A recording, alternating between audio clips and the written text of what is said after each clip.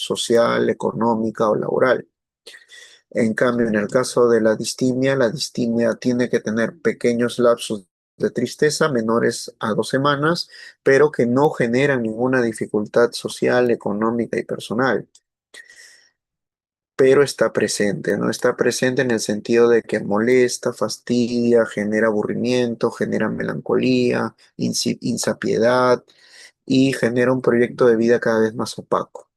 Entonces, aquí, por ejemplo, van a notar que la característica más predominante en pacientes distímicos a lo largo de 2 años y medio es la ira, rabia e impotencia por no generar la, eh, la satisfacción de proyectos propios. Y en el caso de la depresión recurrente y el episodio depresivo, más va por el lado de la tristeza, llanto y melancolía, con sí disfuncionabilidad en las capacidades sociales. ¿Se entendió hasta ahí?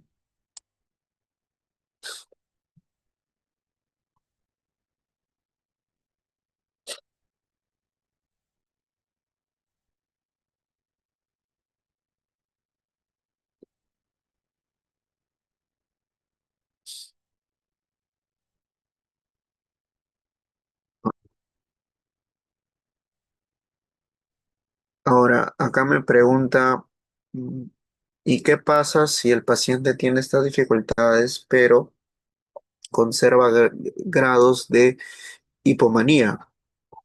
Ya, en el caso de que el paciente tenga sintomatología de tristeza, pero que no logra tener las 2 semanas de tristeza, pero tienes antecedentes de hipomanía, ahí tendrías que evaluar la posibilidad de que sea ciclotímico. Ese es otro, ese ya pertenece a las bipolaridades o a los llamados problemas del humor.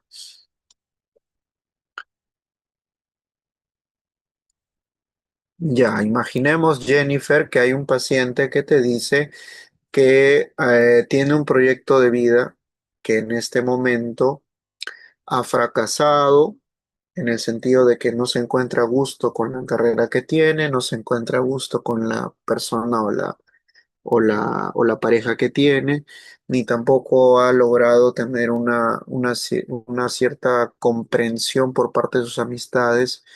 Más bien él tiene que adaptarse a las demandas de su pareja, de sus amistades y de su trabajo.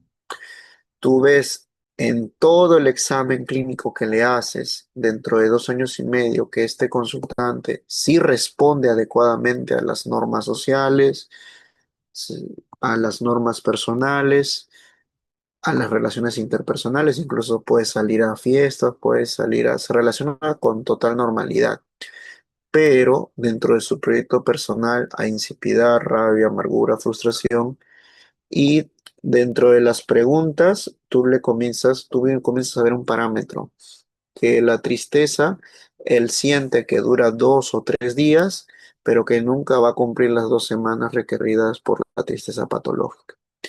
Entonces, en general, eso ya te debe dar una alarma de que tendrías que hacer una evaluación monitoreando que esta sintomatología dure 2 años y medio, que los síntomas de desesperanza, amargura, ira, impotencia, tristeza, que no dura 2 semanas, se mantenga por lo menos 2 años y medio. ¿Se me entendió?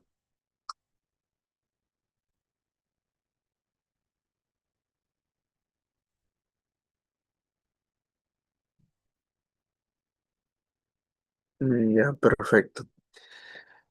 Bueno, ya, para ver el tema de la dimensionalidad, ya como ustedes saben, ya las categorías de tipología A, tipología B y tipología C ya no se usan. Y ahora vamos a pasar a las dimensionalidades. Y básicamente, el dimensionalidad, ustedes vean que es ya igual a los que se llamaban anteriormente trastornos de personalidad, ¿no? Entonces, se proponen 5 dimensionalidades. En el caso de los que poseen desregulación emocional, se va a llamar dimensionalidad afectiva negativa, que aquí estarían todos aquellos consultantes que predominan una desregulación emocional. Ya no se utiliza la categoría de borderline, por ejemplo, porque era una categoría imprecisa y que incluso mostraba autores a favor de segmentar diversos tipos de borderline. En el caso de pacientes que tengan conflictos con la realidad o que no obedezcan a las obligaciones sociales, se les llamarían rasgos de dimensionalidad disociales. En el caso de pacientes que tengan dificultades para controlar el impulso tanto de ira, rabia, cólera o euforia, se les llamaría rasgo de desinhibición. Y aquí también se encontrarían los que tienen problemas a nivel delincuencial. En el caso de pacientes que sean de perfección, de rectitud, planificación, obsesivos y que tengan un parámetro muy bien establecido de su quehacer diario, estarían los rasgos anancásticos. Y en el caso de pacientes que tengan dificultades para las relaciones sociales o que prefieran extremadamente las relaciones individuales, se les llamarían rasgos de distanciamiento. Entonces, ya ustedes cuando, por ejemplo, se adapte el PIT-5, en el PIT-5 ustedes pueden medir las dimensionalidades propuestas por el CIE-11. Y también en el caso del Big Five, hay un Big Five también que se está adaptando para poder ver estas 5 dimensionalidades. Ahora, cuando ustedes evalúan un paciente por dimensionalidad, no solamente van a tener que ponerle el código de estas 5 dimensionalidades, sino cualitativamente se tiene que validar la entrevista del PIT-5. Hay una entrevista semiestructurada que nos permite también medir la severidad. Si, por ejemplo, pueden haber pacientes que contemplan un nivel de desregulación, pero pasada esa entrevista, la desregulación puede ser de baja severidad o puede ser de moderada severidad o de severidad alta. Ahora, el CI-11 CCDR, que es el manual que acompañó al CI-11 en el año pasado, también te da algunas pautas de cuáles son los criterios cualitativos para diferenciarlos. Y en el caso de que el paciente no dé información específica o no responda a la entrevista, se pone no especificado. Entonces va a haber un doble proceso aquí. Primero vas a tener que ponerle una dimensionalidad específica al consultante y en segunda instancia cualitativamente qué tan severa es para poder encontrar el nivel de disfuncionabilidad en la personalidad, ¿no? ¿Hasta ahí alguna duda? Sí, ya, una consulta. Cuando hablas de la magnitud de severidad, o sea, cada trastorno siempre tiene que tener una magnitud de severidad. No, solamente estoy hablando de la dimensionalidad, que era igual a los trastornos de personalidad. En el caso de los demás trastornos, la severidad se comprueba a nivel psicométrico. Y hay algunos que cualitativamente también tienen severidad, como es el caso del trastorno de pánico, que tiene moderada y alta, ¿no? Y en el caso del TEP, que sería TEP normal o y TEP complejo. Y en el caso del trastorno de depresión recurrente, cuando es leve, moderado o grave, pero ya instaurado. Pero en sí, cada cuadro nosográfico donde tú realmente ves el impacto de la severidad es a través de los instrumentos específicos. Por eso que es muy importante que cuando ustedes se especializan en un espectro, manejen test generales y también test específicos. Voy a dar un ejemplo. Si viene un paciente con TOC, el paciente con TOC le puedes hacer una entrevista cualitativa, que puede ser el ISDA. Entonces, en esta entrevista cuantitativa, tú le puedes decir del 1 al 10 cuánto tú sientes que está la intrusión y te puede decir 10. Ya, pero eso no es suficiente para medir o evaluar realmente si es que ese 10 tiene un cuantificador. Lo que ahí corresponde es hacer medidas con los instrumentos. Por ejemplo, ese 10 puede ser muy bien respaldado por el test de Mousely o ese 10 puede ser muy bien respaldado por la escala de J. Brown. Entonces, cada psicopatología tiene su propio instrumento específico, ¿no? Ahí tú mides mejor la severidad.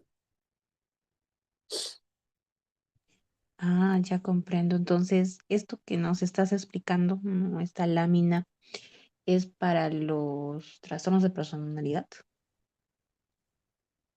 Claro, es para lo que antes se llamaba trastornos de personalidad, ahora se van a llamar dimensionalidades. Ah, ok. Ya, gracias, ya. ¿Alguna otra pregunta, chicos?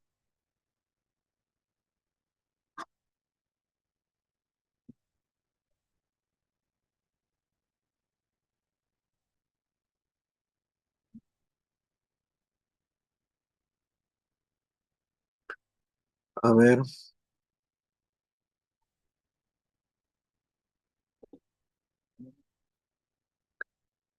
¿dónde podemos ver, a ver, Atenea? Hay varios autores que están trabajando en la dimensionalidad. Yo te recomendaría a Gobach en su nuevo libro, justamente el de Oxford, que sacó este año. También te recomendaría la Azurin en el caso de, no sé si manejes teoría traslacional, porque el Azurin también lo asocia a la teoría traslacional que yo mencioné la clase anterior. Pero creo que el más didáctico y el más simple es Bobach. El manual que ha sacado sobre dimensionalidad de personalidad 10 y 11, ese lo puedes encontrar en Z Library, está ya, de Oxford. Creo que Bobach lo hace más sencillo, pero sí hay otros autores que sí requieren que tú sepas modelos de neurociencia translacional, que es un poco más complicado, ¿no? Ah, ya, acá hay otra pregunta, dice, se está trabajando para la validación del PIT-5. Hasta donde yo sé, el Big Five es el que tiene ya investigación publicada a nivel de Perú, pero en población de reos. Me parece que eso fue por la eh, la Universidad Continental. Eso fue en el 2024, me parece, si no me equivoco. Pero necesitaríamos que el PIT se rastree con cada uno de las poblaciones descritas por la teoría, pues, ¿no? Por desregulaciones, por disociales, por desinhibidos, por anancásticos y por de distancia, ¿no? Y eso todavía no hay. Y el Ministerio de Salud, hasta donde yo pude asistir a sus reuniones, en septiembre solo habían mente quedado en el tema de los modelos pilotos, ¿no? Pero no se puede aplicar los modelos pilotos si no tienes los instrumentos. Ese es el tema.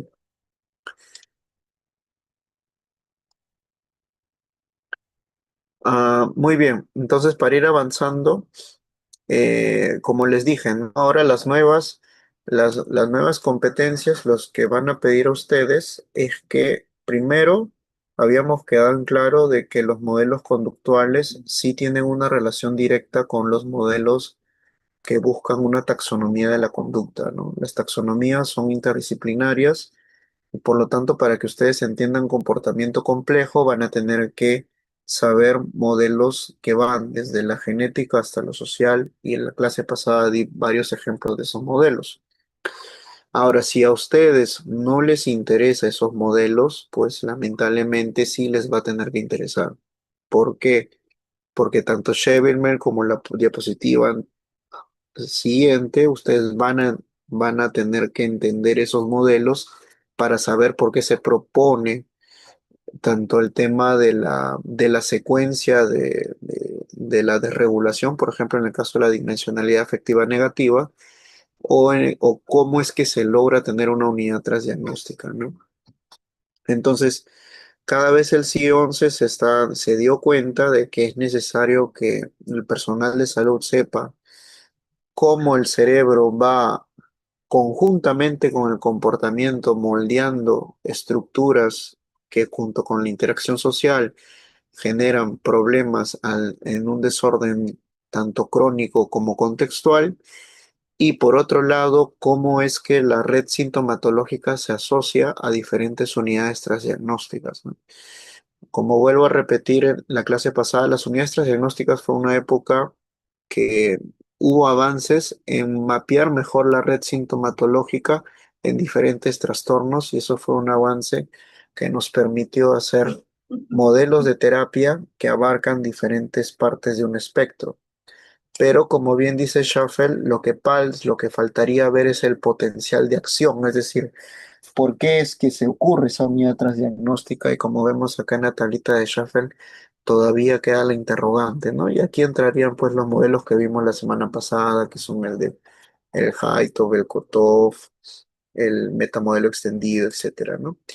Entonces, lo que sí es recomendable es que sepan una buena psicopatología para poder discernir cuándo el caso es de mi especialidad de tratamiento y cuándo el caso no es de mi especialidad de tratamiento, y al mismo tiempo yo formarme en modelos transdiagnósticos que puedan rastrear la red sintomatológica de todo el espectro que yo me quiero especializar. Por ejemplo, si yo quiero saber que toda la red sintomatológica de los episodios depresivos leves, moderados y graves, ya habíamos dicho que había un consenso de que todos parten por la evitación de la conducta.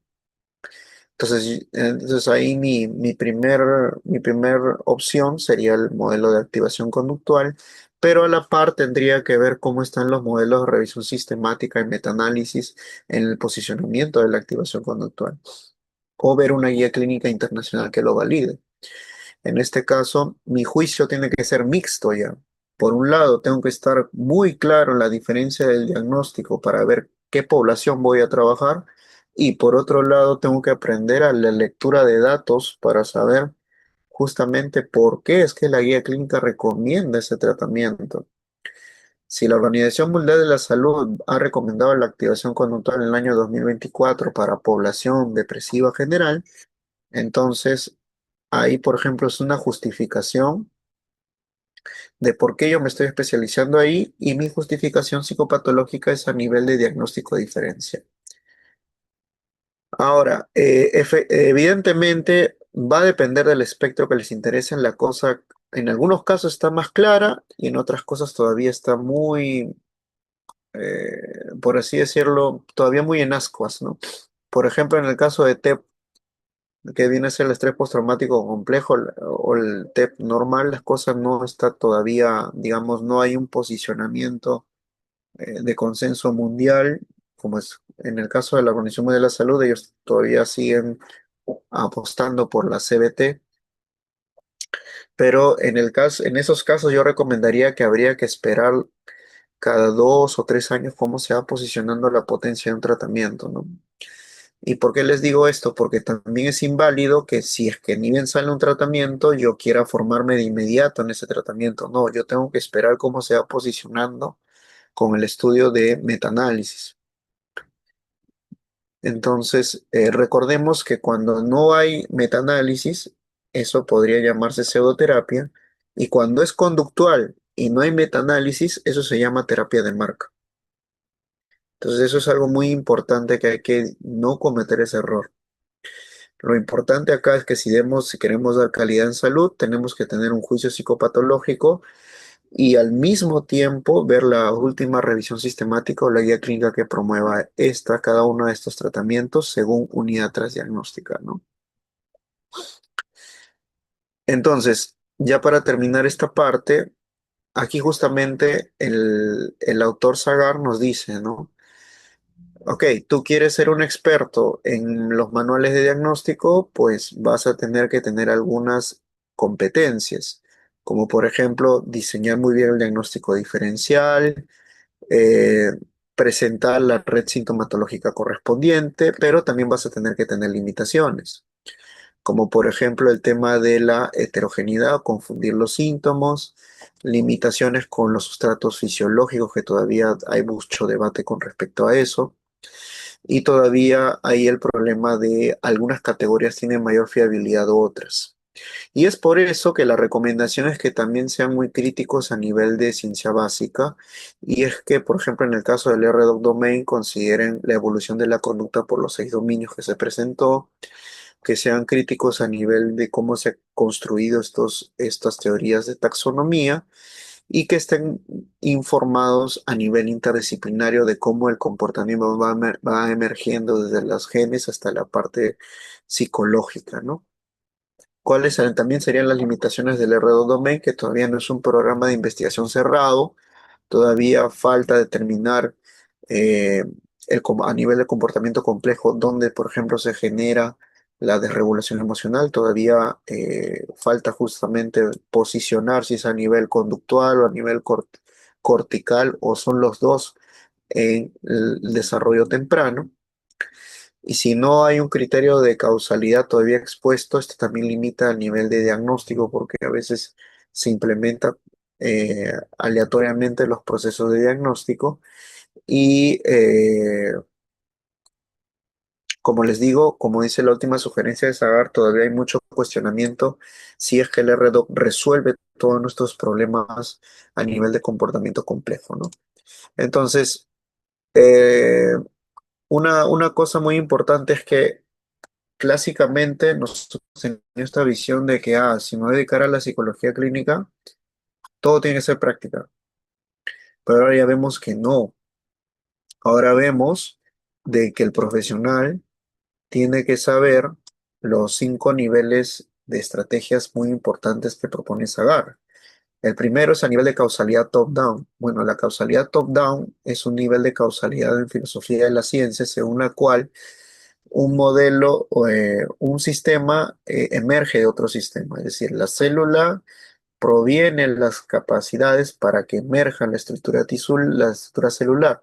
La estructura celular no está aleatoria a la estructura del circuito y la estructura del circuito no es aleatoria a la estructura cerebral y la estructura cerebral no es aleatoria a la estructura conductual. Todos emergen en, como dice su nombre, top-down, es decir, en las relaciones que van de hacia arriba hacia abajo. Lo otro es que tenemos que ser expertos en las categorías para poder diferenciar qué pacientes o qué poblaciones son las que vamos a atender y cuáles no. No podemos ser todólogos y también todavía utilizar la dicotomía salud-enfermedad, ¿no? Y justamente por eso que en la primera diapositiva presenté este debate que todavía no está resuelto, de que hay cierta experiencia fenoménica que no es igual a la experiencia del sustrato biológico llamado inflamación, biomarcadores o enfermedad clínica, pero sí es importante entender cuando los pacientes están fuera de ese sustrato biológico, por ejemplo, en el caso de los problemas de pareja, por ejemplo, en el caso de los episodios depresivos, pero no se puede mezclar esa naturaleza que está fuera del sustrato biológico con, por ejemplo, cuestiones más crónicas como sería un TEP complejo, una psicosis, o en el caso de también de un TAG, o en el caso de un TOC resistente.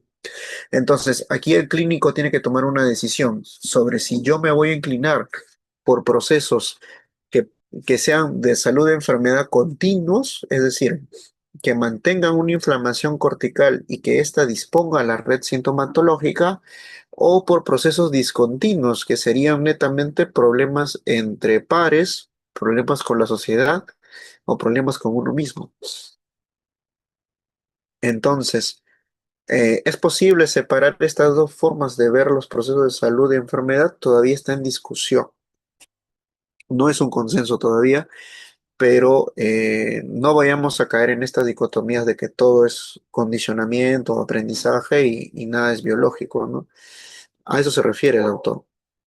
Y lo otro es aprender a diferenciar los controles de casos, ¿no? Y para eso existen modelos de medicina basada en evidencia que nos permiten ver justamente cómo se distribuyen los controles de caso.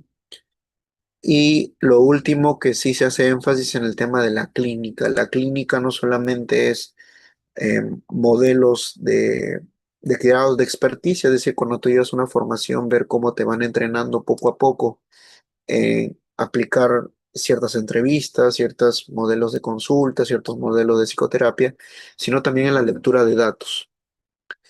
Por eso es que el C11 hace mucho énfasis en el tema de clínicamente relevante. Nosotros nos vamos a interesar por los pacientes que hayan demostrado dificultades en modelos estadísticos, ¿no?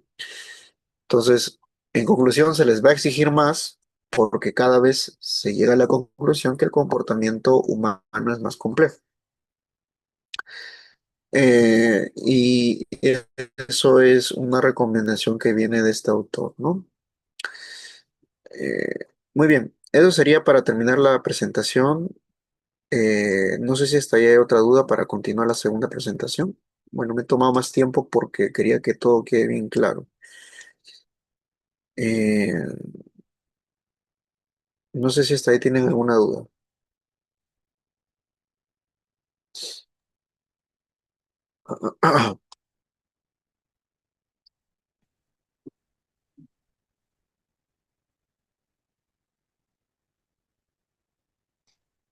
Ya, una consulta. ¿Tú ves correcto aplicar el Milo, quizás en una primera entrevista?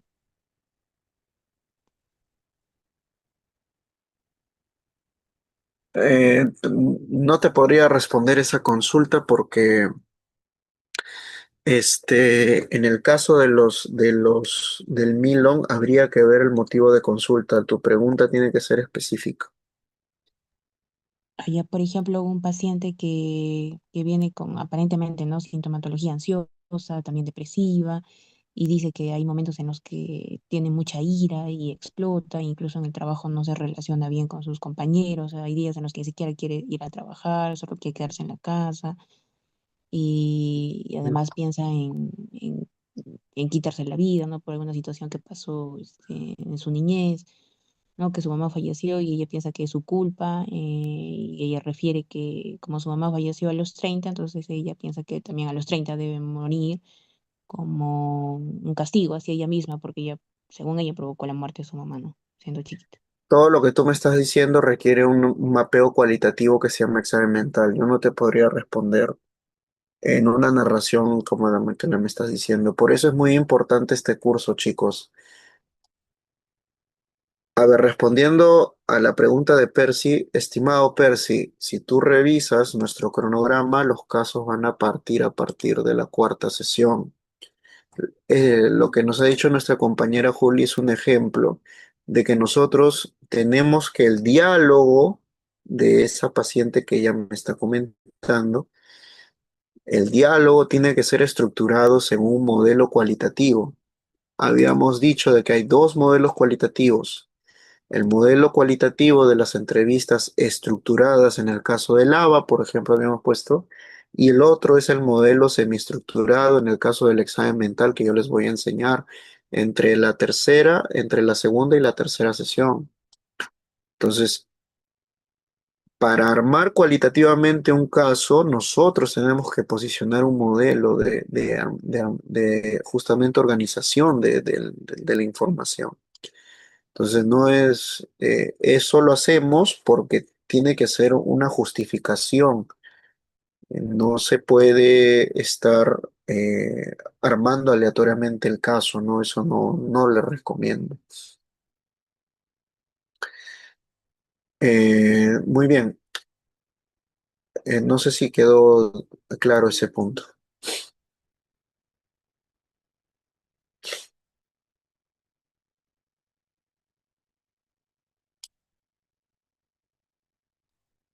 Muy bien. Ahora, vayamos a entrar al tema de por qué es importante el uso del examen mental, ¿no? Ahora, el examen mental ustedes lo van a encontrar en dos textos: el Vallejo Ruilova de octava edición, que yo creo que todavía sigue siendo el más completo para habla hispana, y el otro es el de Kruger de psicopatología de cuarta edición, ¿no? Eh, ahora, ¿por qué se hace mucho énfasis en el examen mental? Porque nosotros tenemos que ver 7 propiedades que estamos viendo que epidemiológicamente están disminuyendo en las personas, ¿no?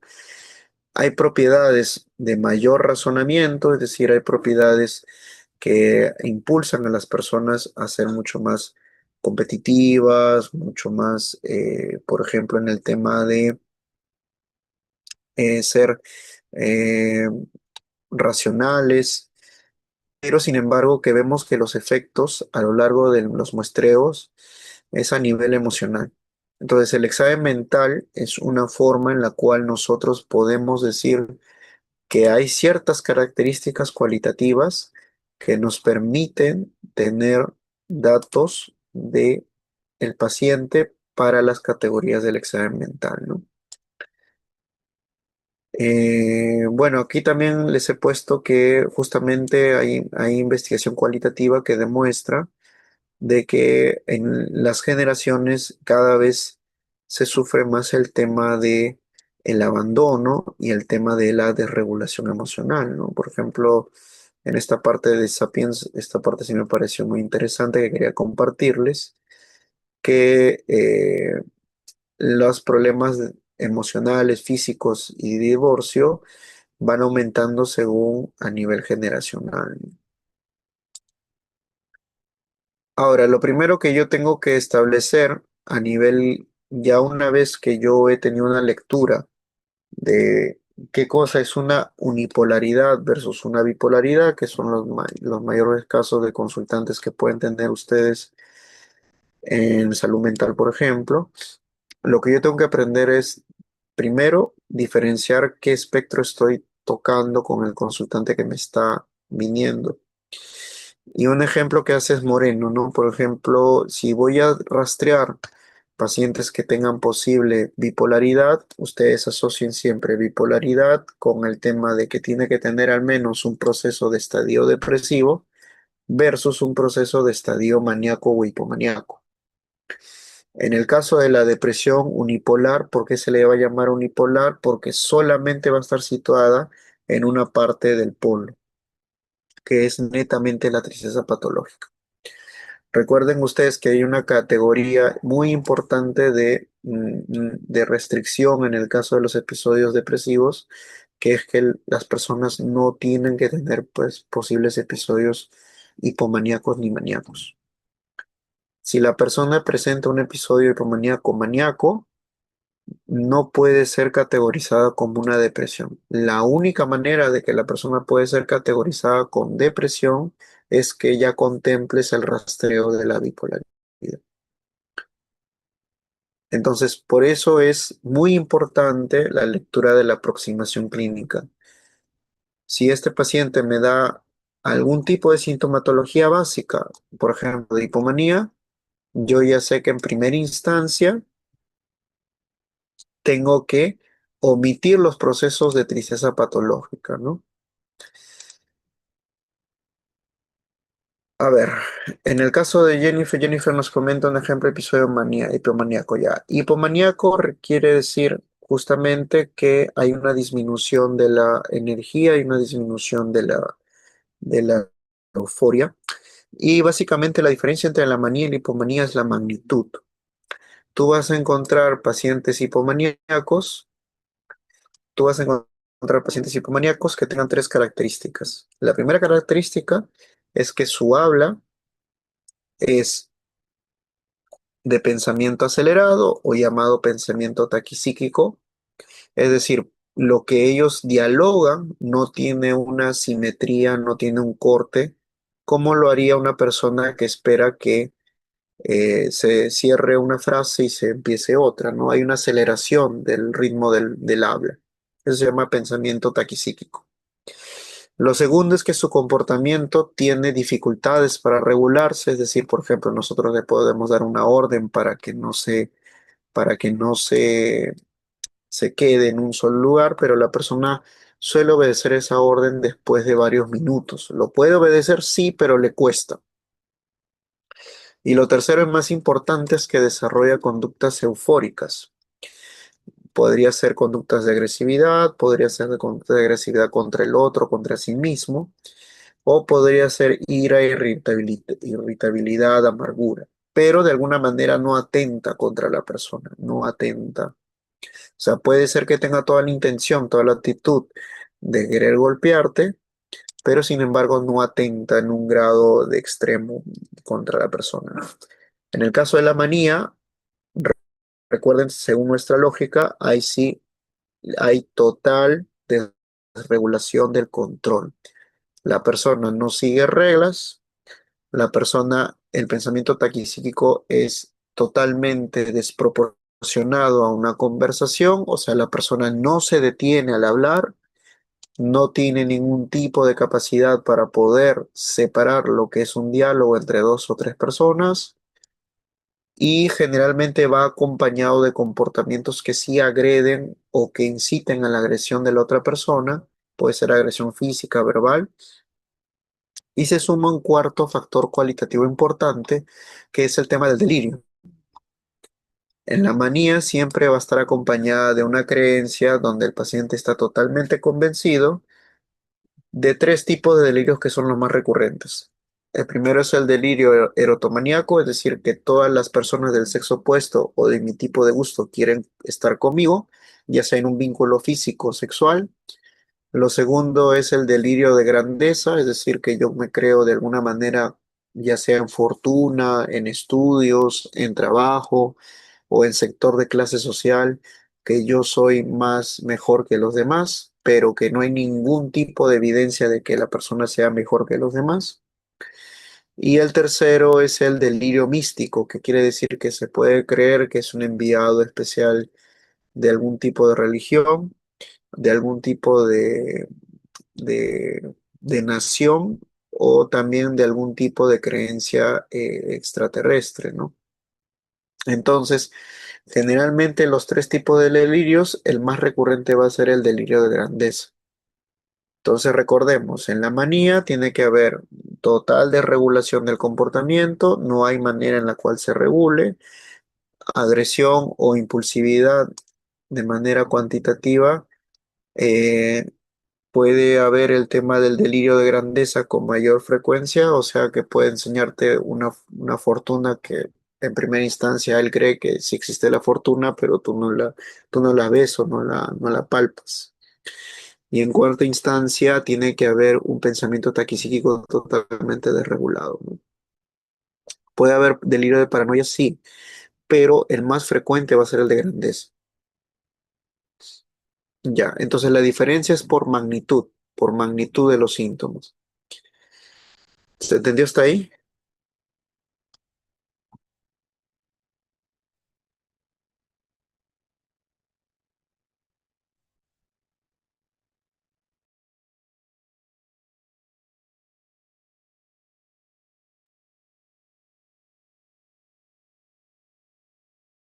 Ya. Muy bien. Cuando yo les estoy enseñando la red sintomatológica antes del examen mental es muy importante. ¿Por qué?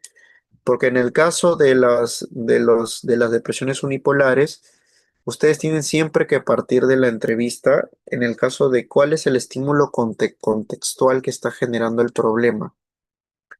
Tienen que partir siempre de qué es el factor externo o ligado entre las personas o el factor socioeconómico que es el que está activando toda la red. En el caso de Borsbo, por ejemplo, Borsbo va a proponer una red de tres pasos. Primero, yo tengo que ver si mi paciente con posible depresión tiene insomnio o culpa. En segunda instancia, la tristeza patológica o la fatiga. Y en tercera instancia, la preocupación y la anedonia, el sobresalto y el temor. Entonces, esta red va a servir para que tu entrevista sea por tres niveles sintomatológicos. Ahora, hay múltiples críticas con respecto a la red, sí, claro, porque no todos los pacientes obedecen linealmente a la red, pero sin embargo yo se los puse aquí porque creía conveniente que vean que incluso antes del examen mental uno tiene que tener una noción de qué síntoma va a ir rastreando para en el caso de las depresiones unipolares. En el caso de los trastornos depresivos recurrentes,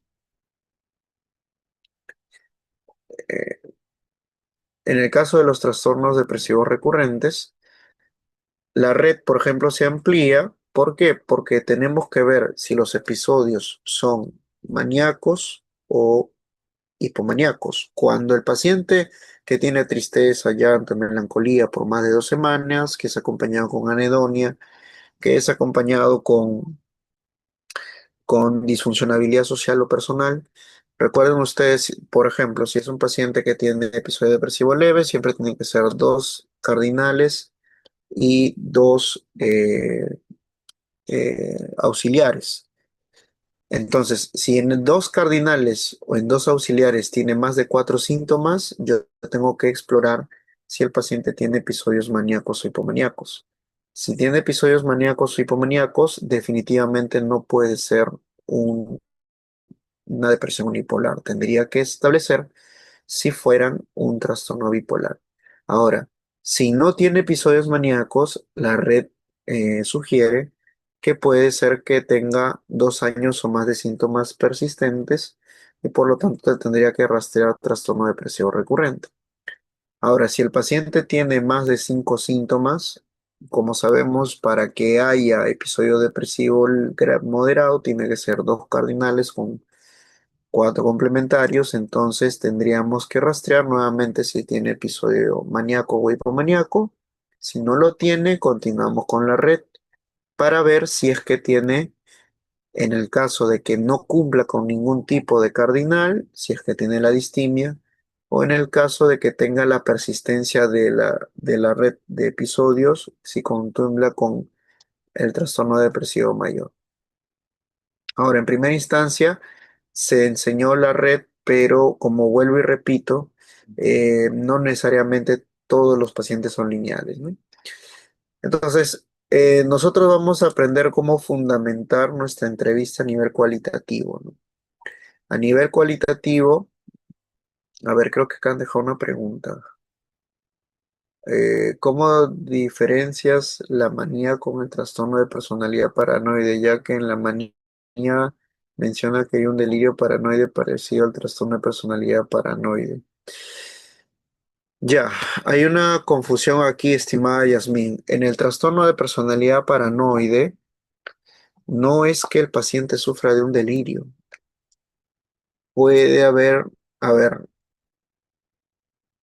cuando es personalidad paranoide, se tiene que demostrar que a lo largo de toda su vida evolutiva, desde la adolescencia hasta la adultez, el paciente puede ser suspicaz, escéptico, no confiado, cuestionador y constantemente eh, interroga a las personas o eh, no confía en las personas. Pero eso es a través de ciertas experiencias que lo van moldeando hacia esas actitudes. Pero en el caso del delirio de tipo paranoide, el paciente comienza a desarrollar todo un discurso que no hay ninguna justificación por la cual desarrollarlo. Por ejemplo, puede venir una persona que te diga que quiere estar todo el día en esta habitación porque un monstruo lo va a atacar o porque la CIA va a detenerlo. Eso no tiene ninguna justificación, pero sin embargo está en esa habitación. En cambio, en el otro no, en el otro sí hay una justificación porque hay un estilo de vida que lo ha vuelto suspicaz, escéptico, constantemente cuestionador sobre las relaciones humanas. Entonces, no es lo mismo. No sé si me dejo entender. ¿Se entendió?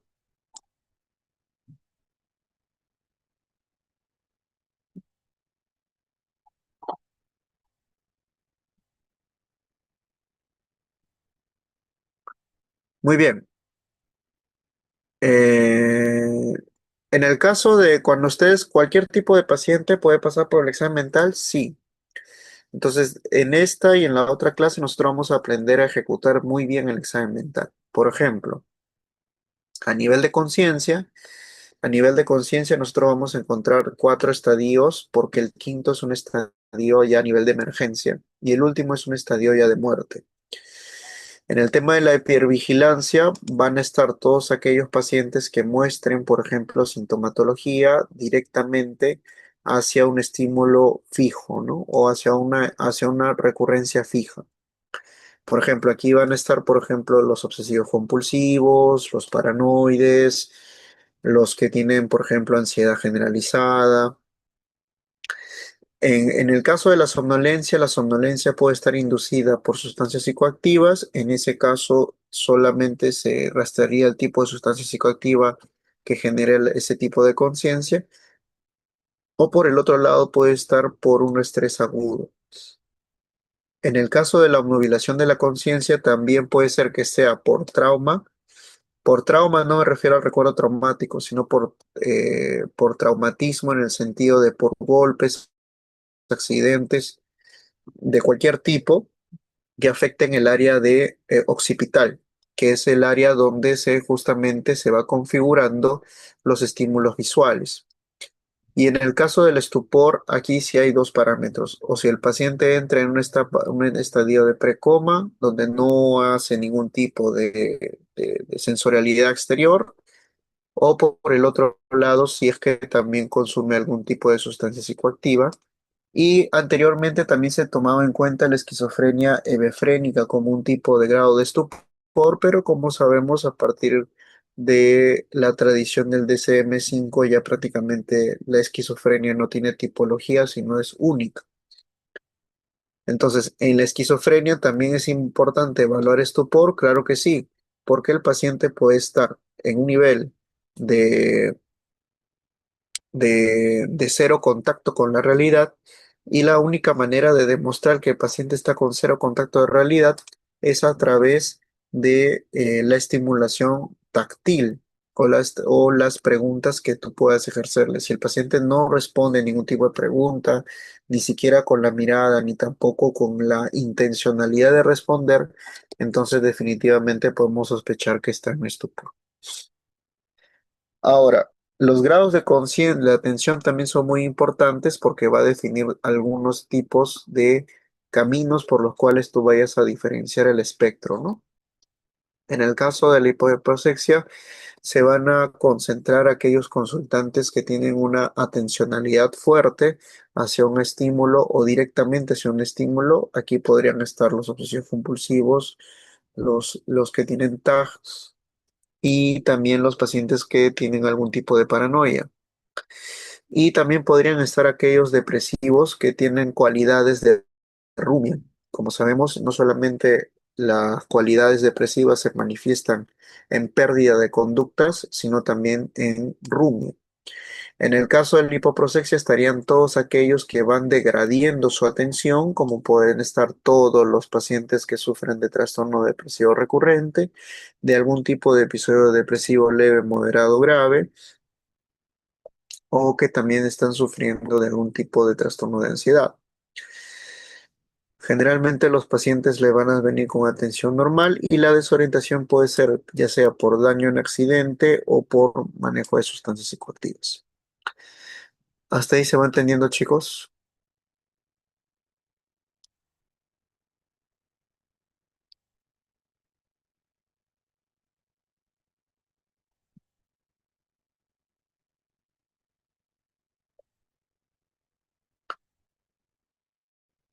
Muy bien.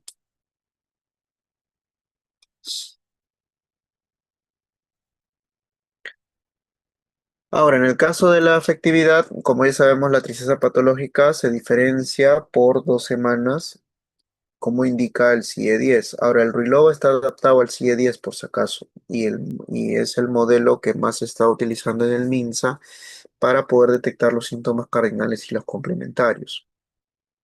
Ahora, en la tristeza patológica se va a detectar cuando el paciente pasa las 2 semanas. Si no pasa las 2 semanas, no es una tristeza clínicamente significativa para un criterio de diagnóstico, sino que puede ser una tristeza de la vida cotidiana, ¿no? En el caso de la anedonia sí tiene una característica muy importante, chicos, que es que el paciente no debe sufrir ningún desbalance metabólico.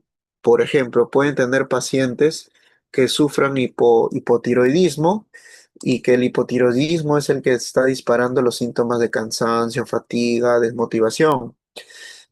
Y es por eso que también es muy importante que si ustedes tienen pacientes comórbidos, es decir, que también tienen algún tipo de trastorno físico o tienen trastornos mentales de anterioridad, también sepan la lectura de ciertos datos. Por ejemplo, si un paciente con TSH ultrasensible, que es una unidad que nos permite ver que la glándula tiroideal no está trabajando de una manera sana, correcta, y si este TSH ultrasensible es mayor a 4,5, nos indicaría de que la glándula tiroideal está desregulada. Si la glándula tiroideal está desregulada, hay una cierta asociación entre la anedonia y el hipotiroidismo desregulado no controlado.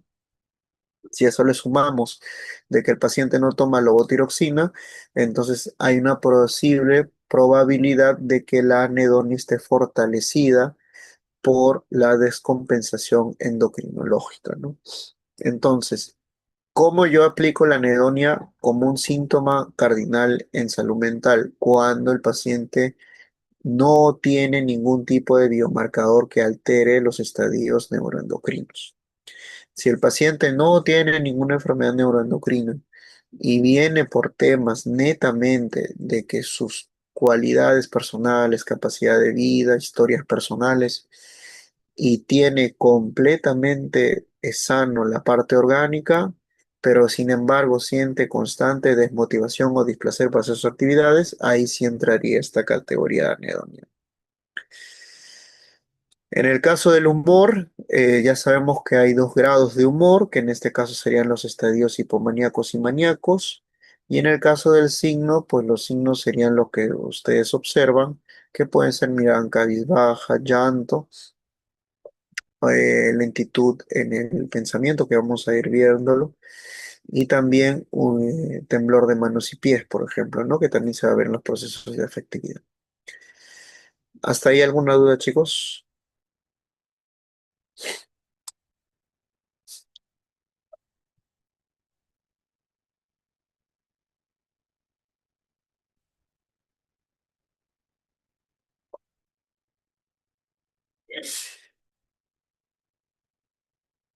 Dice Alfonso Renato Vázquez, dice, en el caso de la anedonia con marcadores endocrinos y factores de riesgo, ¿a qué te refieres específicamente, estimado? ¿Te refieres cómo se debería proceder ahí?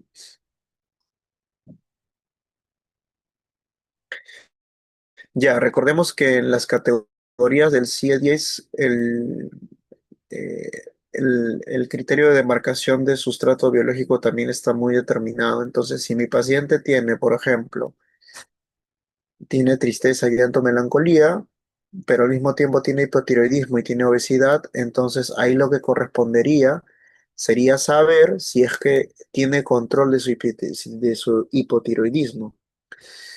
Si el paciente toma levotiroxina es un buen síntoma, pero el que realmente va a determinar ahí, ya esto es a nivel de competencia de psicología de la salud, es que tú puedas hacer la lectura del TSH ultrasensible. Si en el TSH ultrasensible sale mayor a 4,5, significa de que a pesar de que el paciente esté tomando la levotiroxina, no está surtiendo efecto. Entonces, lo que tú tienes que hacer ahí antes de diagnosticarle depresión es que tienes que derivarlo a un endocrinólogo para que haga una nueva reevaluación del TSH ultrasensible y por lo tanto posiblemente utilice mayor dosis de levotiroxina o utilice otro medicamento según su especialidad, pero tiene que estar controlado el marcador para yo recién determinar que la anedonia es producto del terreno de lo psicológico.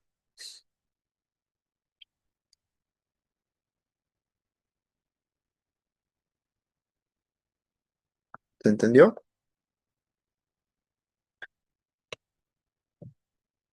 Exactamente. Primero hay que hacer la validación del biomarcador.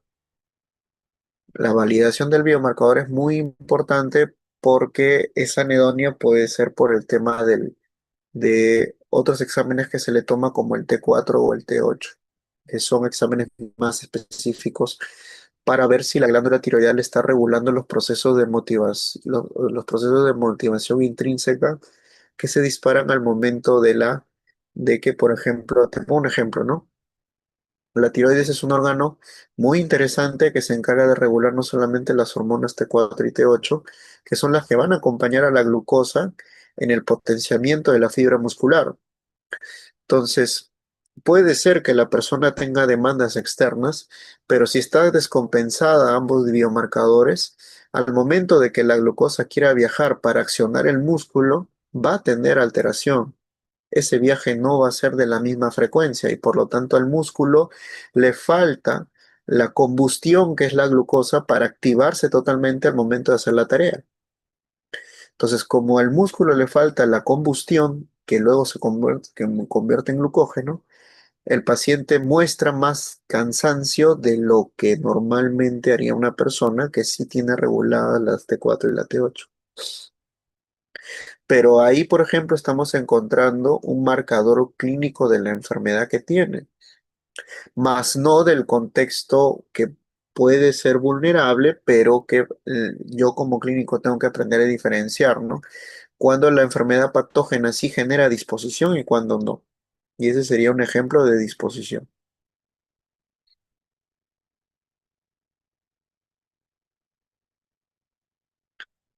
¿Se entendió hasta ahí?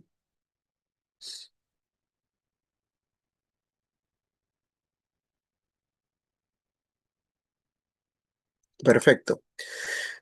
Muy bien, entonces el examen cualitativo también incluye el pensamiento por curso y contenido. Cuando hablamos de curso, hablamos de la frecuencia, cómo habla el paciente. Cuando son pacientes que tienen depresión unipolar, generalmente se van a situar en pensamiento inhibido, es decir, de corta magnitud. Y cuando son acelerados, se van a situar como taquipsíquicos o pensamientos acelerados. Ahora, cuando hablo del contenido, es decir, si las premisas tienen lógica o no tienen lógica. Cuando tienen lógica, pueden ser pensamientos de tipo normales, es decir, con una premisa A y una premisa B que tengan una conclusión C, o también pueden ser de contenido depresivo, es decir, hay pacientes que pueden razonar con total normalidad, pero sus conclusiones son las que le llevan a la depresión. Pero esto es muy distinto a que, por ejemplo, sea ilógico en el sentido del delirio, ¿no? O sea, recordemos siempre, ¿no? Ilógico va a ser igual a delirio. Ilógico puede ser que el contenido sea funcional, pero que a través de esas experiencias, donde uno va razonando de manera mucho más vertical, uno va generando ya sea la sintomatología depresiva o ya sea la sintomatología ansiosa. Pero esas son las dos instancias muy importantes al momento de evaluar el pensamiento. Una es la aceleración y el movimiento en el cual habla el paciente y otra es si su contenido es lógico y ilógico. ¿Se entendió hasta ahí?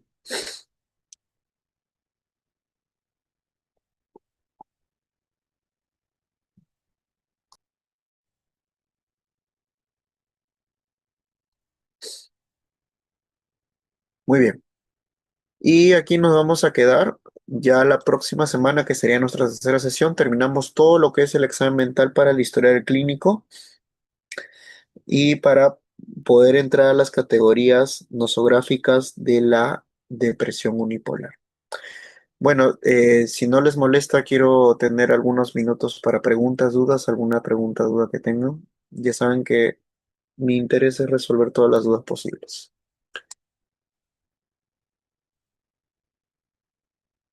¿Alguna duda, alguna pregunta, chicos?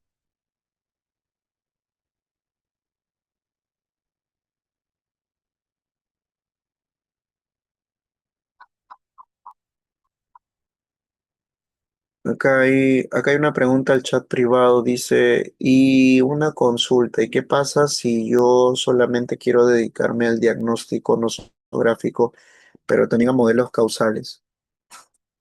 Ya. Eh, Vuelvo y repito, ¿no? O sea, cuando nosotros hablamos de modelos nosográficos, estamos hablando de cómo dimensionamos un caso clínico. Las dimensiones de un caso clínico son de tres tipos: de modelos nosográficos que responden a los manuales, de modelos funcionales que responden al análisis funcional del comportamiento que es variado, y de modelos fenomenológicos que corresponden a modelos cualitativos.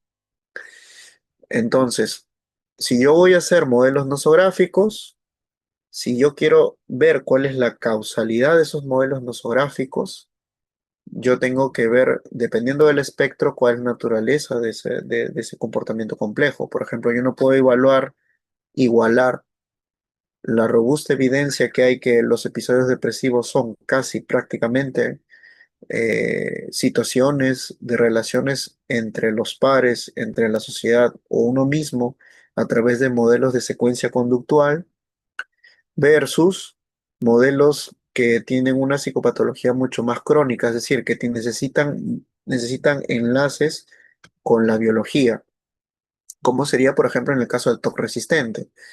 Entonces, va a depender del tipo de espectro que me interese. No todos los espectros responden a la misma causalidad, ni todos los partes del espectro responden al mismo tratamiento. Eso también es muy importante diferenciar.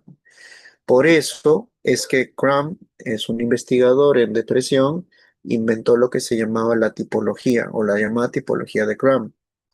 La tipología de Crum consiste en que, por ejemplo, si yo soy un interesado en todo lo que es depresiones unipolares, yo tengo que diferenciar cuando la depresión es por contexto, que netamente son todos los episodios depresivos, y cuando es la depresión crónica, ya sea la categoría distímica, ya sea en la categoría de trastorno depresivo mayor, cuando hacemos DCM, o ya sea en la categoría de trastorno depresivo recurrente.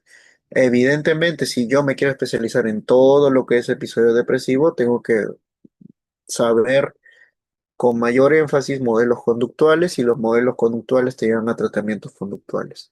Pero si yo quiero saber sobre modelos que tienen mayor delimitación crónica, tengo que saber modelos psicobiológicos, modelos translacionales y evidentemente tengo que saber modelos que trabajan interdisciplinariamente, ya sea con farmacología, con neurobiología psiquiátrica y con intervención psicoterapéutica.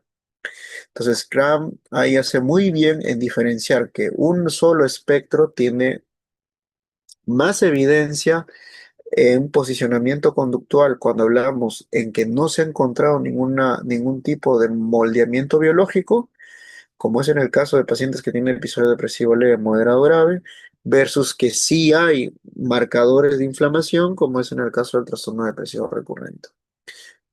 Entonces, esa es una forma de irse especializando dentro del espectro, ¿no?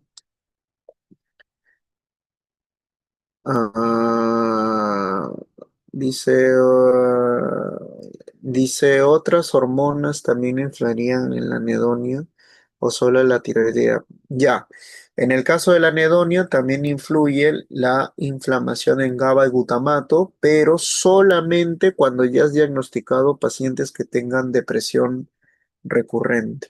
Pero ahí el caso es inverso. Ahí el caso es, yo tengo que rastrear al paciente durante 2 o más episodios con un puente de 4 meses, pero la naturaleza de la disposición de la anedonia en el trastorno de depresión recurrente también incluye inflamación cortical.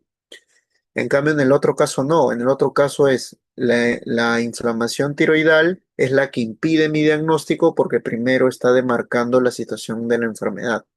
Es diferente, pero en los dos casos influye la anedonia. Estimado Jorge, cuando hablamos de diagnóstico diferencial, no es que el TSH marque el diagnóstico diferencial, sino que antes que yo establezca un diagnóstico diferencial de ese caso, yo tengo que hacer la derivación por consulta. Ahora, ¿cómo salemos de esa trampa de evitar el diagnóstico diferencial en pacientes que tengan biomarcadores desregulados? Puedes utilizar categorías no específicas, pero dependiendo de la institución o dependiendo de la empresa, haciendo énfasis en que primero se hace el tema de la evaluación médica correspondiente, ¿no?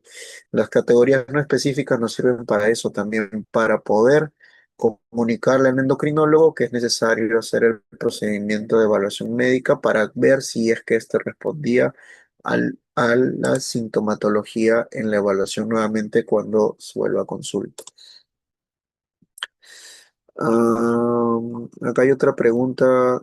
Este, eh, eso quiere decir que si yo me especializo en terapia de pareja, terapia